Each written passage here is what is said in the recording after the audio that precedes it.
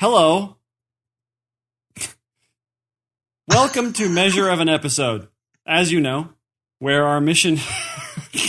Damn it.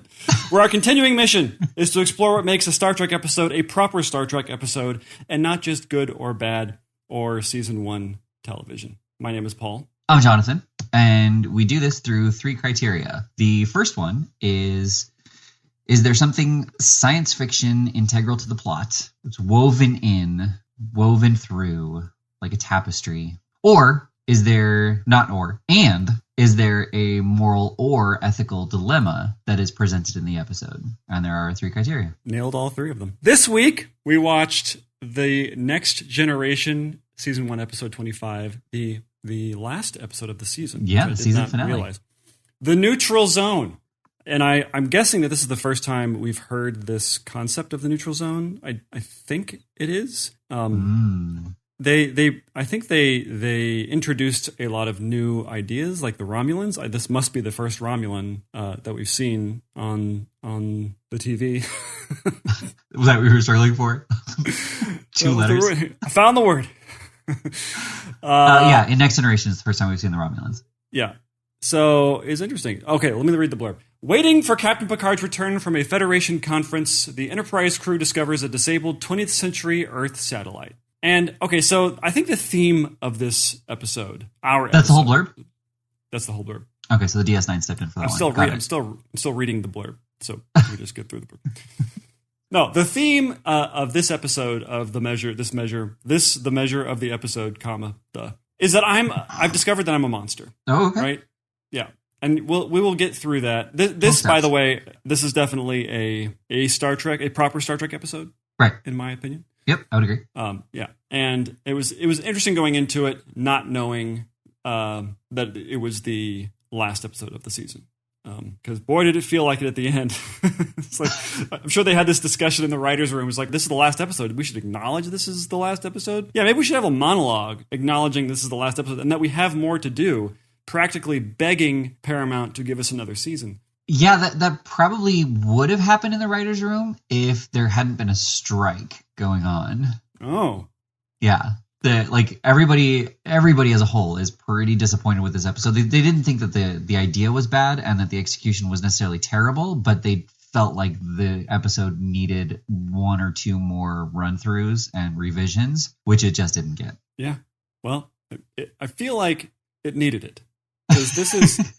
Well, it needed some fine tuning, right? Yeah. Because what a cool idea. This idea that people who, I guess this is right smack dab in the middle when cryogenics had entered into, I guess the zeitgeist. Right. This is what the late 80s. And the writers clearly thought it was stupid, and they were like, "This isn't going to last." Yeah. They weren't. Yeah, wrong. they're essentially making fun of these people. Right. Who were participating with this new technology, which Maybe is still they were around. just jealous, and they wanted to get back at them. Yeah, this sounds like they were jealous. This definitely sounds like they were envious of cryogenic people because they were presented in such a respectful way. But it was the concept of these are basically time travelers. Yeah, and these people who are vestiges of a time and place that you could not. You could just interview somebody like that. That's the number one thing we wish we could do as historians, right? Right. I'm not speaking like I'm a historian. As a PhD in history, that's the one thing I wish that we could do is that we could go back and actually interview people who were on the ground and the time, right? Yeah. Because that's the way you get the best information, especially anthropologically. Right. But nobody seems to care about these time travelers who have just shown up on their doorstep at any point. So Data is the only one that seems to, the non-human, by the way, is the only one who seems to express any curiosity about these time travelers who have just shown up. Yes. Right?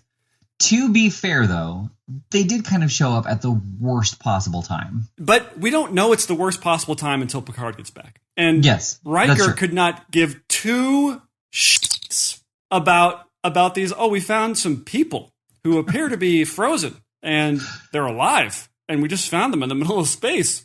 That's pretty cool, right? And then Riker's response is, do whatever you got to do. Just do it fast. We got to get going. Right. Like, I was like, what? Like, what's going on here? Like, I thought that, okay, so the only explanation as to why nobody cares is that this happens all the time. That there was this boom in cryogenics, that they're just encountering these satellites in the middle of space of just dead frozen people, right? And that's why Riker doesn't care, because it's just another one. He's like, they just had this last week, right? Yeah. And they had to do this again. Well, no, it's been in reports of different starships. And so he sees it, and they're like, should we go investigate? He's like, no. Let's just leave it. Like, I'm not taking that on board. Yeah, lock phasers, fire. Oh, problem solved.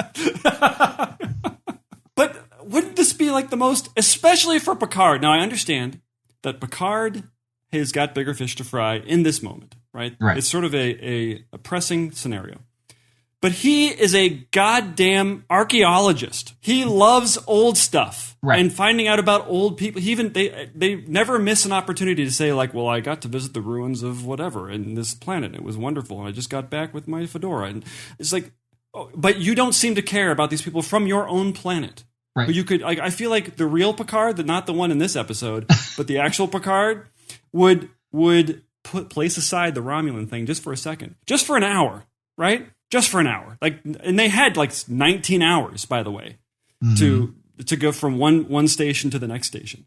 So he never cares. It'd be like finding a pirate ship from the 1600s for us. And not only do we find a completely intact pirate ship, but there's still a pirate on it. Right. Like, he's still there. And we can talk to him and ask him about how much fun it was to be a pirate in the 1600s. Well, right. So kind of like it would be like finding a pirate ship in the middle of where you were about to set up a surveillance post of like ISIS or something. Yeah, I agree with you. But at the same time, it's not like they found the satellite with the frozen people during a Romulan attack. Right. Right? There's a very long time expansion in this episode where hours and hours and hours go by. Right. And Picard, he's a functional human, right? He can compartmentalize things because he's a pretty smart guy. So I could imagine that he would be able to, at least in some, be like, show a spark of curiosity, even though he's got bigger fish to fry. But he could not be bothered more by these people. Right. Just the idea of them. Keep them out of my way, number one. I can't be bothered with these time travelers who have just shown up that could answer many questions for us that we might have about 300 years ago, right? Well, yeah, and I mean, he is also an archaeologist, but this is also first season Captain Picard, who still like doesn't like kids, and he's thinking about how he is the captain of the flagship and not a human yet.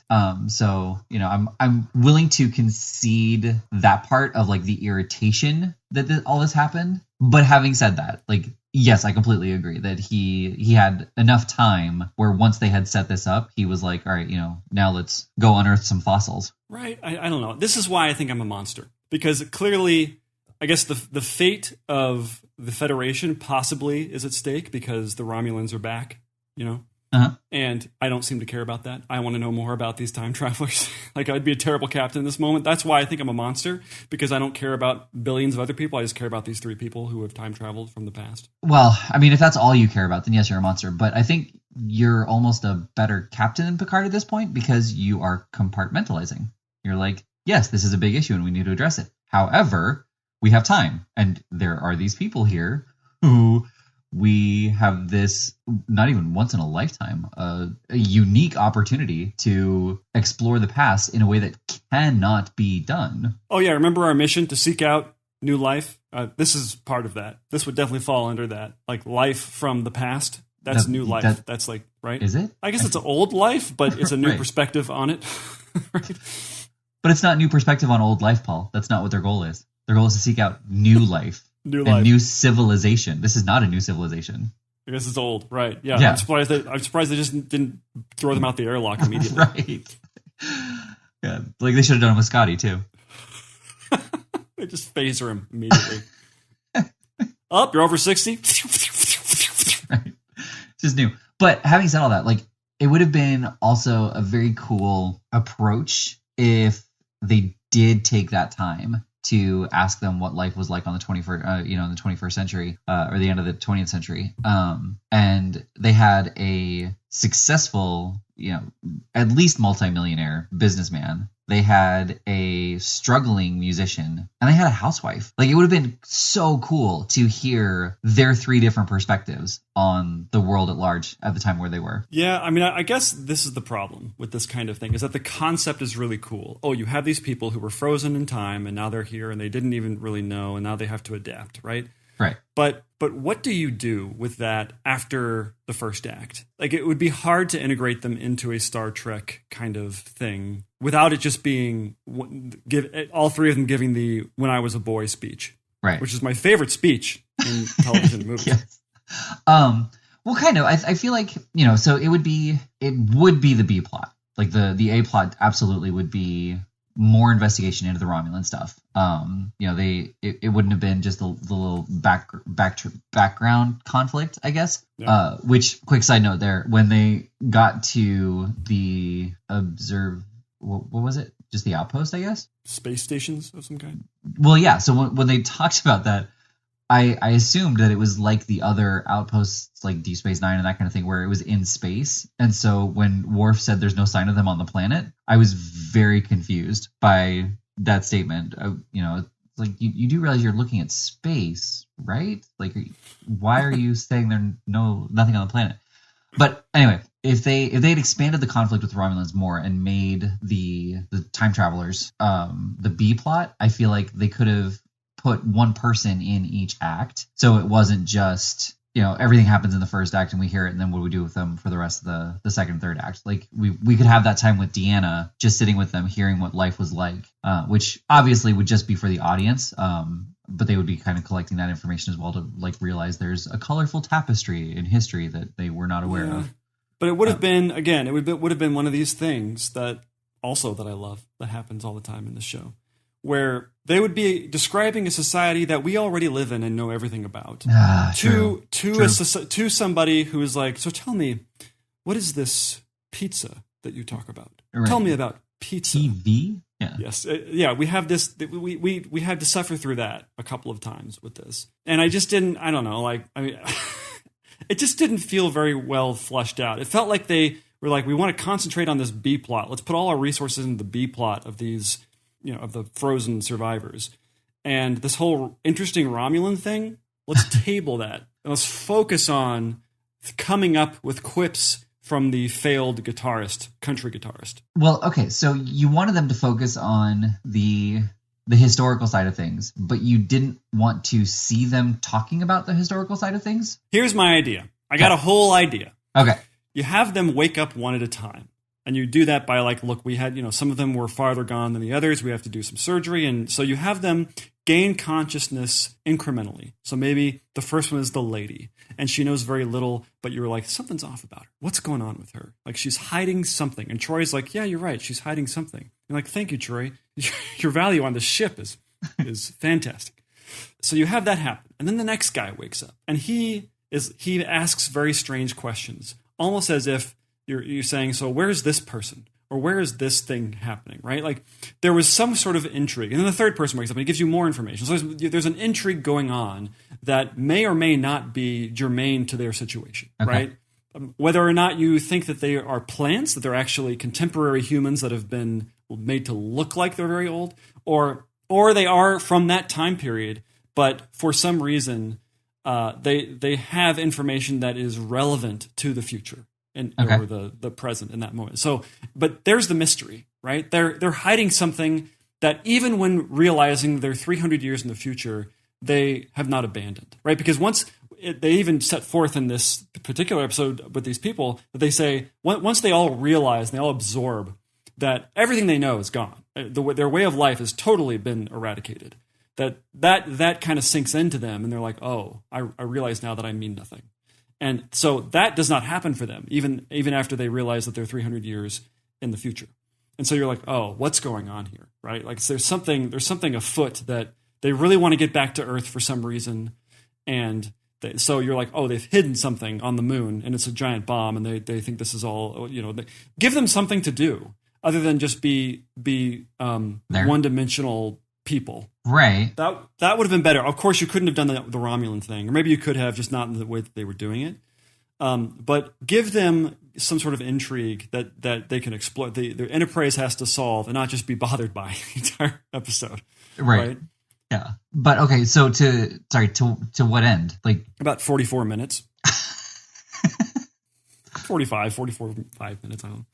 To the resolution. I don't know. Keep it open-ended. Apparently you can just make claims at the end of episodes and never bring them back, like they did in this episode with the Romulans and whatever force. Well, and they did with First Contact too. Like she was never seen again. And the one where they're being kidnapped and brought into other dimensions and experimented on. We're not there yet. Comes back. I know, but it happens. Like it's another example, right? Of them seeding something that never grows. Not only does it not grow, they stomp on it and put salt in the earth. And Conspiracy, where they were sending out a homing beacon. Yeah. Right. Does this ever come back? This whole storyline is like, hey, there's something out there. It's not the Romulans. It's not us. What is it? Do we ever find out? I don't think we did. The idea was that it was going to be the Borg, and there was going to be a Federation Romulan alliance against the Borg. That was the idea. Oh, cool. Well, why didn't we get that? Probably because the writer's strike ended, and they came back, and they were like, yeah, we didn't flesh that out enough, so we're just going to drop it. Great decision. Yeah. That's the thing. Like, it almost seems like they were trying to do some DS9 ideas as too in TNG that just it was either too early or they decided that it wasn't a good idea or something. But like this episode plus the Conspiracy episode, which was supposed to be the worms were going to be the Borg, the origins of the Borg, and something else too. But just kind of having these seeds of a larger threat and corruption within the Federation that just they were introduced, but nothing ever came of it. You're right. That always feels like they want to have this sort of background noise of there's corruption in the Federation. There's something going on that's bad. Like there's some bad apples in the Federation. And that kind of percolates a little bit throughout the course of Next Gen, but never really comes to anything. Like there's always sort of the admirals that they kind of present as being bad or bad intentions of some kind. And it never quite culminates to anything. It just is just there. And maybe that's them saying, well, that's like our government. That's how we are. Like, this never goes away here either. But it never gets anywhere. I don't know. I don't have a sense. I mean, I guess maybe in 13 years when we're finished, then we'll have a better sense of that. I don't know if it was kind of what you were just saying, where it's like, well, yeah, that's how our government is, and there's no resolution. Or if the idea was going to be resolution, but they just pulled a different thread instead, and they just let those things drop. Which to go on a slight tangent, like it's kind of like the revival of the X-Files and the revival of Picard. Like there were so many hanging threads, like there were so many cliffhangers where they presented this looming threat and they never went back to it. And Picard and the X-Files revival, like it was a perfect opportunity to address those things. Even just with like side dialogue. Doesn't have to be a whole episode devoted to it, but just something that gave those episodes the closure that they needed.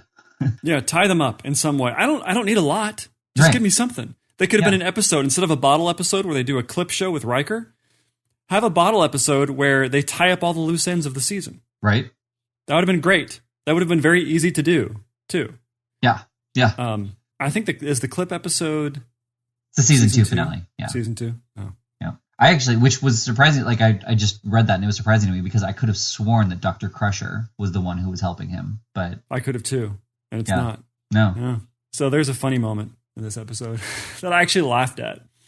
And the country western star says, "Do you think anybody here has got a guitar I can borrow?" And immediately Data's like, and I didn't know if the no was no, nobody on board. Of the 1,000 people who live on this ship, nobody has a guitar. That obviously is not the case because obviously there's a guitar on board.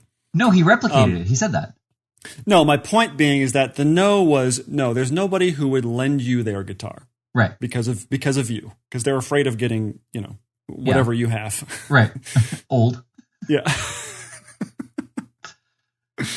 yeah, like that. I feel like it was really funny to me because it was such a pregnant no, right? It was a hard no, and it was an immediate no, No. Yeah. Yeah. Makes me laugh now. Hopefully I have the wherewithal. Paul, I'm talking to you, future Paul, who's editing this episode. Go get the clip. You think anybody here's got a guitar I could borrow? No? Obviously, with there being 1,000 people, one of them is going to have a guitar. You could go to a movie theater where there's 1,000 people. I don't know why your movie theater has 1,000 seats, but let's pretend that it did. One of them is going to have a guitar, right? Who owns a guitar at their house. It's got to happen, right? Yeah. Am I concentrating too much on this? No. Well, you have a holodeck, and well, no. I'm just trying to prove that Data's no is not. Oh, there I see. isn't. Okay. No, there isn't a guitar on board right now. But yes, there are many guitars on board. None of the people who own them are willing to give them to you. Right? I happen to know this. Right. I would imagine it's definitely the second one. Which further lends to this is an alternate Enterprise, right? Because also, out of the 1,000 people that live on the Enterprise, there wouldn't be one curious person who had a guitar. Maybe that's the two things that really narrow this down. You have to have a guitar and also be curious about these time travelers that have just shown up on the ship. Be like, okay, you can borrow my guitar, but I would like to ask you some questions because you're the most interesting thing that has happened on this ship. Well, maybe not the most interesting thing, but it's pretty interesting, right? Oh, I think like the 6 people on the bridge are the only people that know about really? Because they're walking around. I don't know. I don't. I guess that's a very interesting question. What do they keep? What does the command crew keep from the rest of the crew? Well, I think that they share with them the pertinent information, like Red Alert, but the daily stuff of we picked up some humansicles doesn't really warrant letting the crew of several hundred know, because why not? That seems like one of the biggest discoveries ever, right? Yeah, but the general holodeck maintenance guy does not need to know that they have these historical people on. Well, they're not even historical people. They are in the literal sense, but they're not Copernicus or anything. Right, but look, I mean, yes, it'd be nice to talk to Copernicus, but anybody who is 300, who's time traveled from the past 300 years is a historical figure. Yes, they can right. provide way more information than any historian could about the time. Yes, I don't know. I mean, I feel like the holodeck maintenance guy has a guitar lesson, and so he can't. But okay, so think about that. Let's say 20% of the people wanted to see them, and how many? It's either 400 or 700. I forget how many, but that's at least. I thought it was 1,000 people. That was 1,000 people. Okay, so let's say it's 1,000 people. That's 200 people who want to go talk to these people from the past because they're just fascinated. So even if you split it up, that's 66 people per person, and I think that it was a judgment call on the superior officers to say we're not going to open the floodgates like that. Yeah, it's possible. I mean, clearly nobody cares about time travelers in this. There's we even the command people who are career Federation people who got into this to seek out new things and interesting things. We've already established it's not new, and they never say interesting. They don't say to seek out interesting life and interesting civilizations. Because they also seek out boring ones. Seek out new life and new civilization, no matter how boring. and it has to be new. Mundane. But it has to be new. They cut this up, by the way, from the final narration at the beginning. Way back when Shatner did it. Yeah. Roddenberry's very clear about that. Yeah. But a lot of lecturing I got. Another lecturous episode in a way about they were painting these survivors as sort of for example, the financier guy, right? They made him so one-dimensional that it was. I mean, even I don't know. I feel like even the most douchey of douchiest financier guys who this person is embodying would be smart enough to know, hey man, your money is gone, right? You saw Vanilla Sky, right? When this happens. This happens from time to time, and it's never good. And it was so weird that it was never presented. He was so concerned about his money, and then at the end, he's to learn that all of it is gone. When did you learn that? I got the impression that it was sort of he slowly came to terms with it, and he finally kind of came around to it, I guess. Oh, but I didn't get that. I took it as an off-screen conversation. I mean, they don't.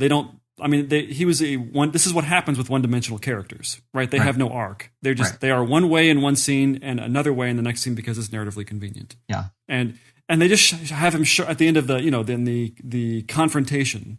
They have him show up on the bridge, and they don't immediately phaser him and get him off the bridge. They let him stay there because he's demanding an answer. And this whole episode just felt so infeasible, or what's the word I'm looking for? Unbelievable. What's the fancy word for unbelievable? Where implausible in the Star Trek universe that he wouldn't just immediately be taken off the bridge and thrown into the brig. Right? Well, and they even said they said, get him off my bridge. Yeah, and he struggled for a second. They're like, well, we tried, sir.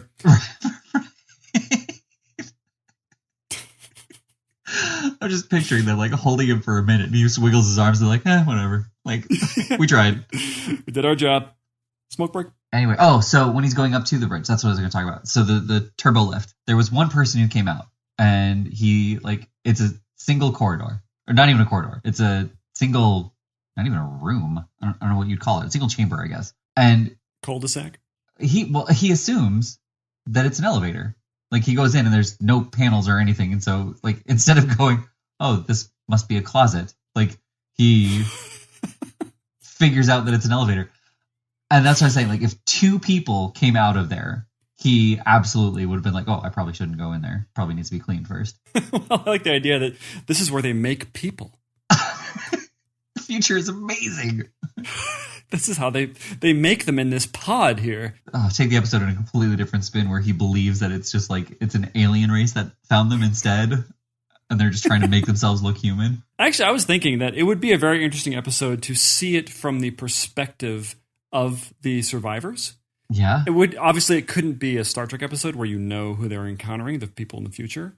But that would be an interesting science fiction. No, I was like kind of like First Contact, where it was all from the alien perspective. How cool would it have been to have an intro with just like introducing these three people, and like we see them all at their time of death, and then they all wake up on the Enterprise, and then we're with them. That would have been a much cooler episode. Like it would have given all three of them depth, hopefully, and we don't have just the three one-note characters.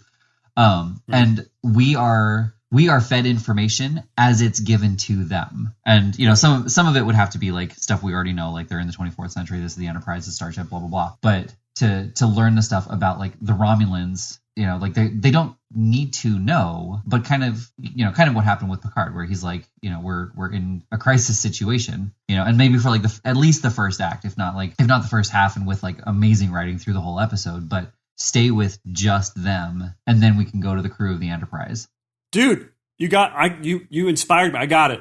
The satellite is captured by the Romulans, and you see, because we know nothing about the Romulans. They are rehabilitated by the Romulans and used, as they can see, they are human, and they are used as leverage to negotiate or to get something from the Federation. And by the middle of the episode, we kind of jump back and forth between the two. Or no, you stay with the survivors the whole time. And maybe the last scene of the whole episode is on the Enterprise. But we are slowly introduced that, like, on this strange ship, right, that they wake up on, and they're just people from the 1989. And we slowly get to learn about the Romulans through these people. That would have been better. If we don't want it to be the thing where we have to explain to these people from the 1989 what Star Trek is, when we already know what Star Trek is, and that's what the episode is about. Have it be but the Romulans. Right. Yeah. Well, and to get us over to the Enterprise, they could even have one of the survivors be transferred over. Right. Yeah. No, that's actually good. Like, it's sort of a piecemeal hostage situation where they kind of give one. Yeah. Yeah. Or they're being rescued. We see Riker in more makeup, alien makeup. Which, right.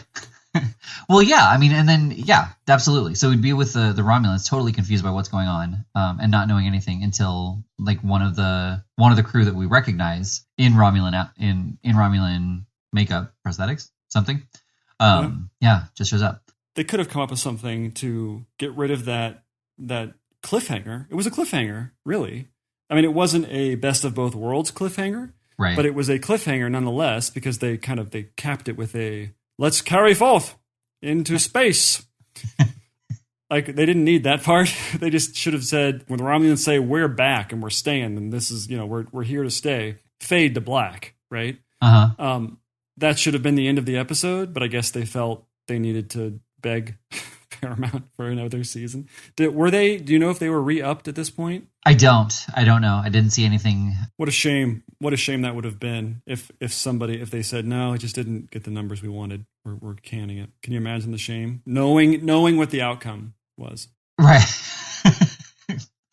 That would have been incredible. Like, I mean, knowing what it became, like, yes, that would have been very sad. Oh God. It's like Firefly. It's like we know both sides of we know the disappointment and the elation of it not being canceled and also being canceled.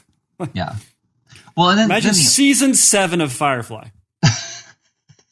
I don't know. First of all, Afghanistan is utopia. If Firefly had made it to season 7, there's peace in the Middle East. Right. No more war. Yeah. Well, because everybody's talking about how great the show is. Yeah. It's just one giant Firefly convention. It's like Comic-Con, but just Firefly. FireCon? FireCon. No, that just sounds like a crappy missile company, right? Or, by the way, you definitely don't want to be buying your missiles from the crappy missile company. Very ill-advised. You definitely don't want missiles from FireCon. Are you speaking from personal experience? Yeah. Oh, yeah. I don't want to talk about it, but not making that mistake again. Yeah. Lesson learned. I feel like we would be on maybe like the 3rd series of Star Trek, maybe at this point. What do you mean? Well, because like if TNG got canceled after 1 season, so the original Star Trek lasted 3 seasons and it was kind of faltered, and then the movies, and it was a huge success, and they decided to bring back the TV series. This was the 2nd or 3rd attempt, because there was also the Star Trek Phase 2, I think is what it was called, and then there was I think there was another show optioned as well, and TNG was the one that actually got greenlit. And so after 1 season, Paramount would basically be like, okay, the original series was just kind of lightning in a bottle.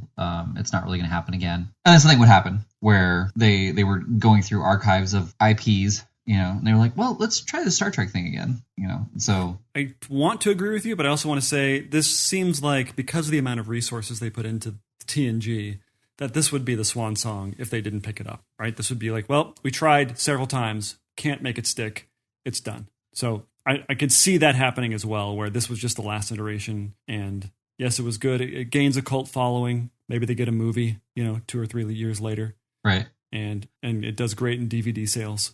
Yeah, exactly. By the way, I'm describing Firefly. I know you are. Exactly what happened. But I think also, like, if there was any sci-fi shows that were successful that weren't owned by Paramount, they would brush off the dust and try to bring it back in some way to capitalize on the sci-fi following and fandom again. Well, I'm glad that we got this one. I'm glad that I would love to know if at this point were they popular enough where they felt very confident about the series, or was it sort of a tenuous situation with well, we're going to try one more season, and if it doesn't work, we're canning it. So I'd be curious to know, because I know by season 3 they were getting, like, it was a huge show. Season 3, season 4, something like that, right? Yeah, well, yeah, because season 3 was where people were. Season 2 was kind of like where people were saying, you got to give the show a chance, blah blah blah. And then season 3, because it was now gaining traction and gaining success, they started to do callbacks to previous episodes, which is why, like, season 3 is considered one of the best, I think, because, like, people are like, start with season 3 because it's the best, but it almost every episode has a callback to season 1 and season 2 that, even if you don't like season 1 and season 2, you have to watch them so you can appreciate season 3 so much more. Totally agree. I know we've kind of been, like, talking about how this episode just needed another once over, but I liked the bits with Picard, like, recognizing him as being the first season captain, where he wasn't personable and he didn't like kids, and he was just the captain of the flagship, that kind of thing. Where he, like, he's talking with Data, and he's like, it seemed like the most prudent idea at the time, and he's like, right, I understand, but they were dead. What more could be done to them? But they're alive. You resurrected dead people, right? Well, that's what he was saying. Like, he's like, well, now that they're alive, we need to be treating them as living beings, although he said human beings. But I think it's a totally fair point. Like, they already lived their lives. Like, it's tragic, but they died. Like, it's not our obligation to bring them back to life just because we can. It doesn't make sense though, character wise. It's such a callous thing. Like, I would be totally fine if Picard was super curious about them and then sits down with them and is totally disappointed in them, because here, like, he's excited about the history of it, but realizes that, we were kind of a-holes back then, right? And he's disappointed in humans, and he's disappointed in where he's come from, and it kind of demoralizes him. And that would be more interesting than him just automatically being disinterested altogether. Right. No, absolutely. Well, and just saying that, like, it definitely would have bumped up the cost of the episode, but to have somebody on who could genuinely go toe-to-toe with Patrick Stewart, kind of like David Warner in the Chain of Command episode. Maybe like he has conversations with two of them, and he gets more disinterested, and he kind of is now avoiding them. He doesn't want to talk to them, but he finally talks to the third one, and it's a different character completely. It's not the songwriter, or it's not the housewife, but it's somebody else who did like philanthropic work, or who worked with like the development of things. And this person is going around the ship and kind of seeing like he or she was so happy to be given this second chance at life, to see that all of the work that they did, like had this ultimate payoff. That would be interesting too. Yeah. Like, somehow serendipitously they come across somebody who invented some technological element that 300 years later, makes the starship work, right? In some small way. This little thing is what enabled them to make a starship. That would have been interesting to say, like, and he's just sort of this humble inventor guy.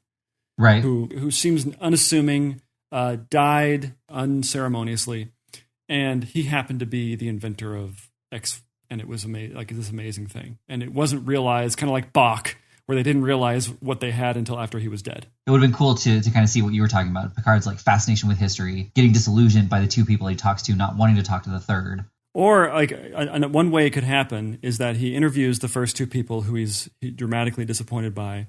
And so he has the three of them executed summarily and doesn't realize what he had. And that's, he has to come to terms with that. I think that's the Kirk way. That's what makes Kirk such an interesting character, from his regrets. It's what makes him who he is. Yes. Damn it, Bones, you're a doctor. You know that pain and guilt can't be taken away with the wave of a magic wand. But the things we carry with us, the things that make us who we are. If we lose them, we lose ourselves. I don't want my pain taken away. I need my pain. Oh, man. All right. So, I mean, you could not do this episode without the sci-fi. No, it's a great sci-fi concept, and I love the idea of the Romulans. Sort of this whole idea that they're coming back, right? That this threat that I don't know if we've even heard of before this episode, but they did a great job in creating this threat, and not that they necessarily delivered on it, but it really comes to the forefront. It's like, oh, cool, there's this new villain. It's not the Klingons. Right. It was a fun idea, not necessarily executed great, but still a proper Star Trek for me nonetheless. Yeah, well, and I liked too the kind of ethical position that Picard was put in, where everyone around him, was saying like the Romulans are evil, and he's like, well, they've had the chance to destroy us on a couple occasions, and they haven't yet. So I am not going to go in a warrior position. We are a diplomatic ship, and we're going to treat it as such. Sort of a perfect episode on paper in that sense, in terms of being a proper Star Trek episode. Yeah, but just needed some fine tuning, which they couldn't get. It wasn't even that like the opportunity was there. They had the episode that they had to film, and the episode just like they were working on it on Friday, and then they weren't working it on Monday. That's kind of how it went. Like there wasn't any like we have a deadline to hit, so let's try and get through this before the writer's strike happens. Like the writer's strike just hit. And so, it's so frustrating because it is an all or nothing thing. And so even if the writers wanted to work, the fact that they're part of the Writers Guild, they weren't allowed to. So just a couple little notes. The guitar was actually supposed to be given to him by Wesley. That's what the screenplay had. But he didn't, obviously. It was taken out, and he just said, like, I had this replicated. And then the last thing was, I don't know if you noticed or not, but the Romulan on the left, the one who actually gave his name, Tabek, I think it was, that was Gul Dukat. Oh, I was wondering about that. Yeah, he seemed familiar, but everybody they make every alien race look exactly the same, right? when they do these things. So I thought maybe he had a brother or something. Yeah, no, Gul Dukat had a Romulan brother. Two very proud alien races. All right, so we're in agreement though. Yeah. Yes. Yeah. I mean, it's an episode worth watching. It's kind of a weaker one. It's proper Star Trek, and it's okay. It's good. Yeah. Okay. Well, let's see what we're watching next. Okie dokie. Doctor's Orders, episode 16 of season 3 of Enterprise. While in command of the Enterprise, because the entire crew is in a coma, Dr. Phlox starts hearing some strange sounds. Oh, cool. So this could be very cool. I love episodes kind of like that one we've talked about on Next Gen, where it's sort of a Beverly Crusher-centric episode where the crew just keeps disappearing. And they kind of episode. That's what I hope it is, but I think this is going to be kind of like a horror-esque episode. Right. I think it's going to be, a horror-esque episode where it's all Phlox monologuing. Oh, you must be so thrilled. The other thing that it could be is flashback taking us to this point. Oh God, I hope not. Please. We may have to edit this if it is a flashback and not watch it. I mean, you won't know until it starts. Damn it. All right. Well, should we go watch it then? Yeah, let's do that. Okay.